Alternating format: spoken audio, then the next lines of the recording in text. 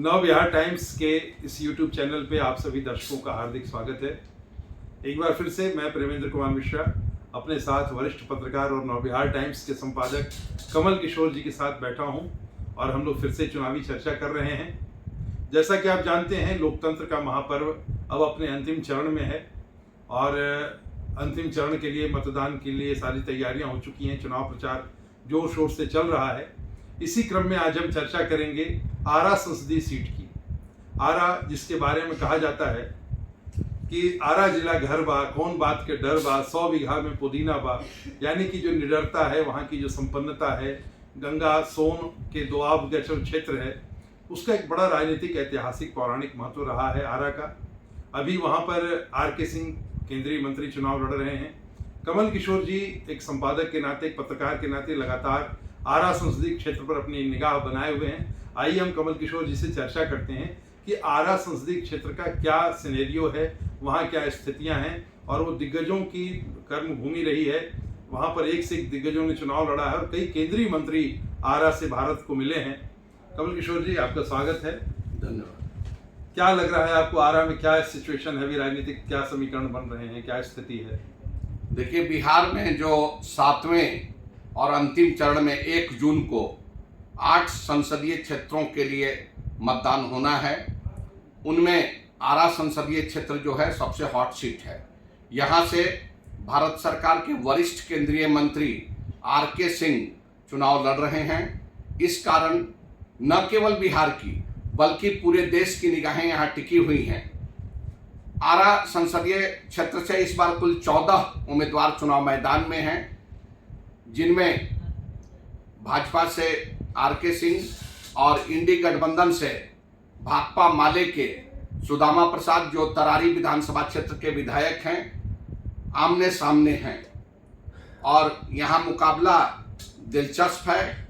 लेकिन आर.के. सिंह यहाँ तीसरी बार संसद में आरा का प्रतिनिधित्व करने के लिए चुनाव लड़ रहे हैं, तो सुदामा प्रसाद जो माले के उम्मीदवार हैं, पहली बार संसद में जाने के लिए चुनावी लड़ाई में टिके हुए हैं। आर.के. सिंह का कहा जाता है कि बहुत बड़ा प्रशासनिक अनुभव रहा है और आरा में उनकी अच्छी पकड़ रही है। क्या कहना है आपको, क्या आपका क्या विचार है इस पर?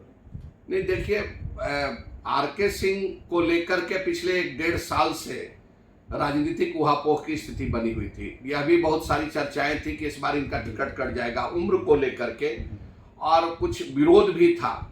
लेकिन हाल के 10-15 महीनों में मुझे लगता है कि आर.के. सिंह ने क्षेत्र में काफ़ी मेहनत की और विकास के कार्य कई कराए और लगातार आरा आते रहे। दिल्ली से लगभग प्रत्येक शनिवार और रविवार को आरा अपने संसदीय क्षेत्र का दौरा करते रहे और अपनी जो स्थिति थी उसमें काफ़ी तेजी से इन्होंने सुधार किया और अंततः आरोप लगता है दूसरे क्षेत्र का फंड लाके अपने क्षेत्र में लगा देते हैं। नहीं, ऐसा जो अपने स्तर से जो हो सकता था उन्होंने किया ही। चूंकि ऊर्जा मंत्री रहे, तो जो पावर सेक्टर की जो कंपनियां थी, एनटीपीसी, पावर ग्रिड और भी इससे जुड़ी जो कंपनियां रही, तो उसके CSR का बहुत सारा फंड क्षेत्र के विकास के लिए उन्होंने खर्च किया।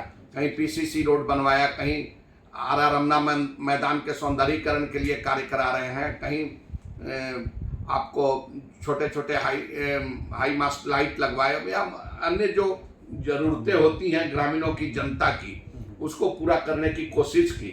आरोप तो लगा ही कि दूसरे जगह कंपनियों का CSR का पैसा भी लाए, लेकिन तो क्षेत्र के हिसाब से आप सोचिएगा तो आरा के हिसाब से भी तो उनके लिए उपलब्धि रही और उसके विकास के लिए उन्होंने प्रयास किया। हमको लगता है कि निश्चित रूप से इसका लाभ इस चुनाव में आर.के. सिंह को मिलना चाहिए और जो प्रधानमंत्री मोदी द्वारा जो काम किए गए हैं जनता के हित में, गरीबों के हित में, अनाज को लेकर के, किसान सम्मान निधि को लेकर, प्रधानमंत्री विश्वकर्मा योजना को लेकर, और एक बात और, आरा स्टेशन के डेवलपमेंट में आर.के. सिंह का बहुत ज्यादा योगदान रहा। कई महत्वपूर्ण ट्रेनों का ठहराव कराया, तो इस सब को लेकर के वहाँ इनको लाभ मिलना चाहिए। और एनडीए का जो आधार वोट है वह है, माले के साथ भी वोट है, राजद का और माले का, लेकिन चूंकि राजनीति के बहुत अभी अनुभवी खिलाड़ी नहीं माने जाते हैं सुदामा प्रसाद, इसका नुकसान उन्हें उठाना पड़ सकता है। तो कुल मिलाकर के हमको लगता है जो स्थिति बन रही है सीधे सीधे मुकाबला है, और इस मुकाबले में अभी तक आर.के. सिंह भारी पड़ते दिख रहे हैं। कोई और ऐसा मुद्दा है जो वहां पर प्रभावशाली हो रहा हो चुनाव में?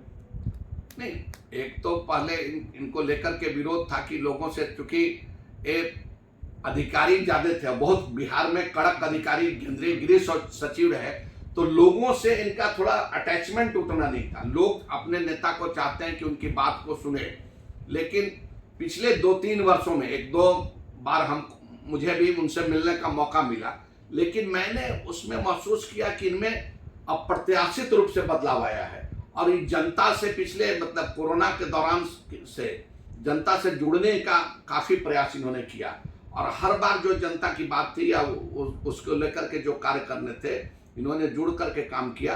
और जो ये अक्खड़पन के लिए जाने जाते थे, जो कड़क के रूप में जाने जाते थे राजनीति में, उसको ही समझते हुए उससे थोड़ा दूर हुए, जनता के बीच नजदीक आते गए, और इसका लाभ उन्हें मिला, और धीरे धीरे उनकी लोकप्रियता बढ़ी। आज उनके साथ बहुत सारे लोग आए हैं। अब देखिए वह कितना वोट में बदल पाता है, यह तो 4 जून को ही पता चल पाएगा। ये था आरा संसदीय क्षेत्र का नजारा जो वरिष्ठ पत्रकार कमल किशोर जी बता रहे थे। आप हमारे साथ बने रहने के लिए आप सबका बहुत बहुत धन्यवाद।